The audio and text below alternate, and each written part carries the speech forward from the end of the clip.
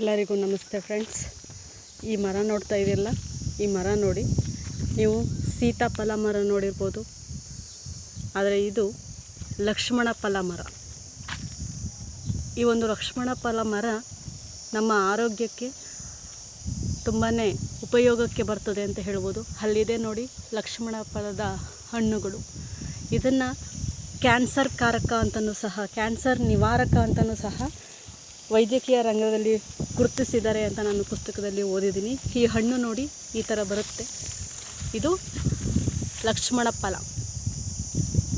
ಈ ಹಣ್ಣನ್ನು ತಿಂದರೆ ಕ್ಯಾನ್ಸರ್ನ ನಾವು ಸ್ವಲ್ಪ ಮಟ್ಟಿಗಾದರೂ ನಾವು ನಿವಾರಿಸಬಹುದು ಅಂತಂತ ಇತ್ತೀಚೆಗೆ ಬೇಡಿಕೆಯಲ್ಲಿರ್ತಕ್ಕಂಥ ಹಣ್ಣು ಅಂದರೆ ಅದು ಲಕ್ಷ್ಮಣ ಫಲ. ಸೊ ಹಾಗಾಗಿ ನೀವೆಲ್ಲರೂ ಇಂಥ ಹಣ್ಣುಗಳು ಸಿಕ್ಕಿದ್ರೆ ಆರೋಗ್ಯದ ದೃಷ್ಟಿಯಿಂದ ಇದನ್ನು ತಿನ್ನಿ ಅಂತಂತ ಹೇಳ್ತೀನಿ. ಧನ್ಯವಾದಗಳು.